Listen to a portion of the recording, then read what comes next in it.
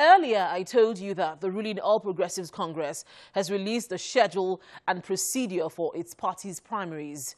The party says its National Executive Committee has adopted direct primaries for all elective positions for the 2019 general elections, but that the party's constitution leaves windows for states to adopt indirect primaries based on the peculiarities and the needs of the states.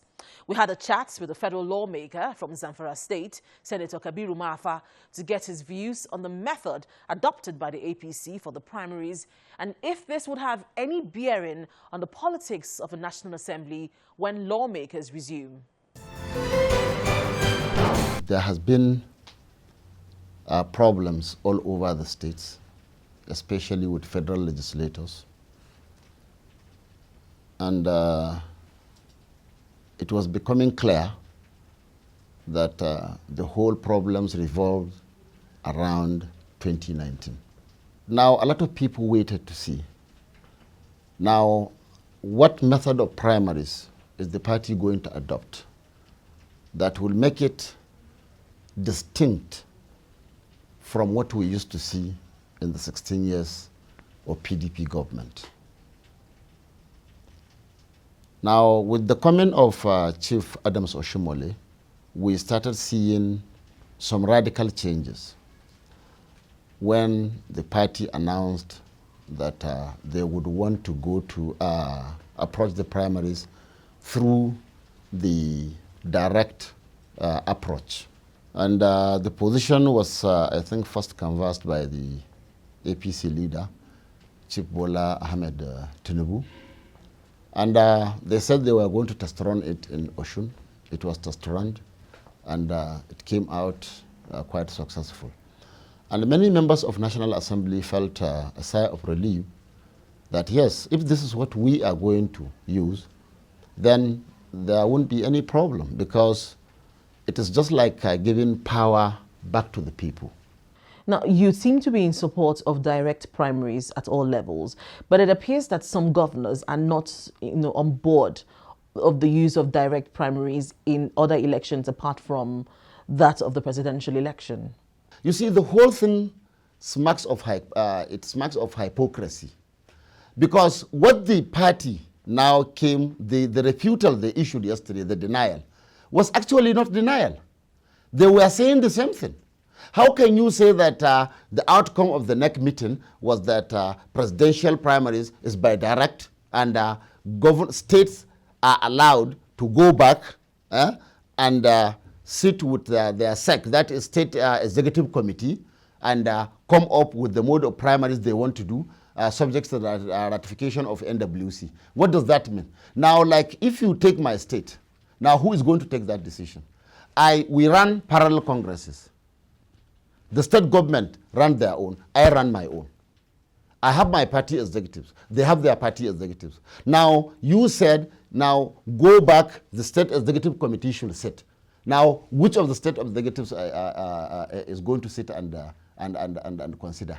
Now, even when there is overwhelming evidence against the congresses, because like I said, you don't need to be super intelligent to see that the whole system of that primaries was flawed and can never ever stand. The simple thing is just one. Now, party primaries are entirely the discretion of the party, agreed. But when the Constitution gives you power to exercise your right anyhow you want it over some people, now, the moment you come out with a guideline to say that, okay, this is how I am going to do this thing, then it becomes duty bound for you to follow your guidelines. And once you derail, the court can say that you have derailed and you cannot do it. It's just like shifting the goalpost in the middle of the game. Nobody can do it. So this is what exactly happened in these congresses. So even when the NWC saw all these things, they still went ahead to say that we have ratified these congresses. Now you have ratified it. Now the D-Day came. That is the NEC meeting that we had, that would determine what mode of congresses are we going to do. Now, going back to what I said, I saw sabotage in that process, because I said, now President Buhari is going to be nominated by some illegal delegates. So even after winning the primaries or even after winning the general elections, that primaries will still be questioned. And if those delegates are certified by a competent court of law to be illegal, then the product of whatever they do is equally illegal. So what the next said that day or did was to confirm that, that assertion, that the congresses we had were flawed. And we don't agree with it. So now, what do? Let us, as the heads here, let us save the head. It shows that their hands were tied. We know this thing is wrong, but we cannot change it. We cannot question it. However, we would not allow it to affect our president, which is very good for me.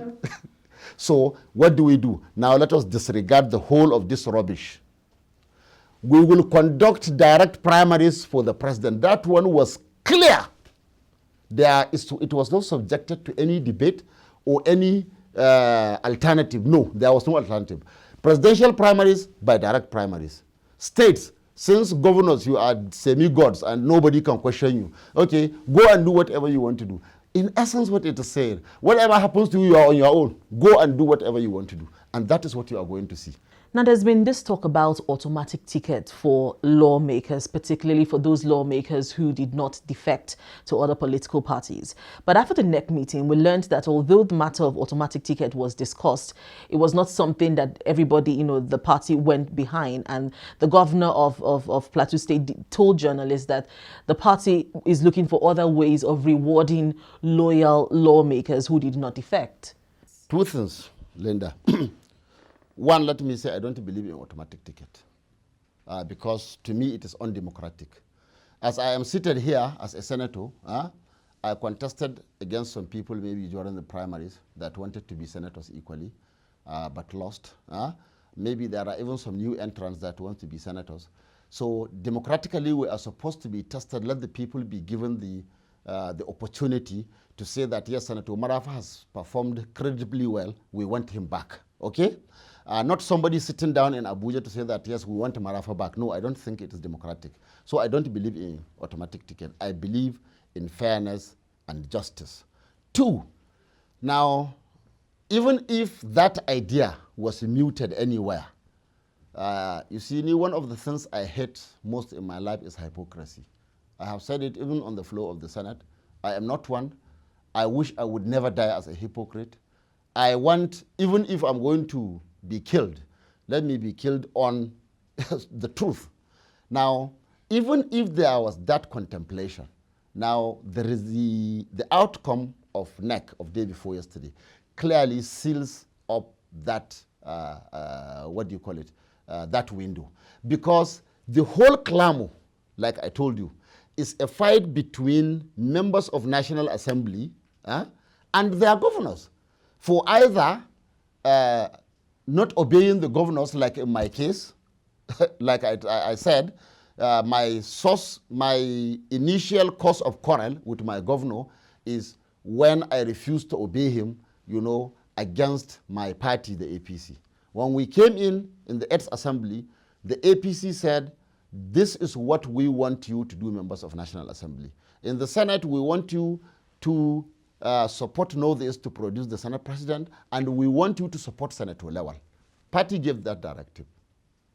Now, as we started, and I have even said it, now when that directive was given, I met my governor and said that, look, this is the directive given by the party. I don't know, did they tell you? He said, yes, they told us. What do we do? Yes, we go for it. That is what we are going to do. At the 11th hour, he called me and said, Marafa, there was a meeting of the governors, and the governors resolved that we should back North Central and back Senator Saraki for Senate President. It's not possible. That was the day of the mock election. Now, that was the beginning of my quarrel with him. And since then, I have been punished times without number back home politically. Okay? And now the same party that made me to take that decision, that I obeyed as the platform that brought me into the Senate. Now, when the time comes for them to now stand, I didn't ask for anything. I know myself. I know my political worth. Now, I just ask that, look, this man that is fighting me is not fighting me because of me. No, because of my obedience to you. So I just want you to stand and give us a level playing ground. I just want justice from you. Now, with the crisis that we've seen in the Senate, you know, the blockade of a National Assembly, impeachment, the calls for the Senate President to leave the Senate position, the Senate President position, and then as well as calls for impeachment of the Senate President, what do you anticipate would happen when the National Assembly reconvenes in September? Well, I don't like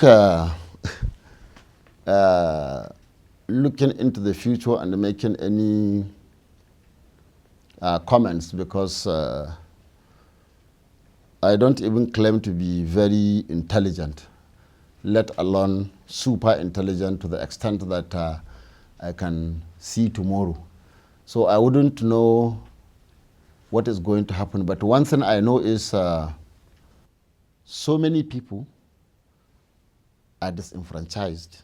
That is the truth, and that is what people doesn't want to hear. They are disenfranchised, not because they are not popular back home. No. Just because this same party made them to fight with their governors. They stood by the party. And now, this same governors, some of whom are hypocrites, in the daytime, they are with the party or with the president. In the night, they are with the enemies of the party or the enemies of the president.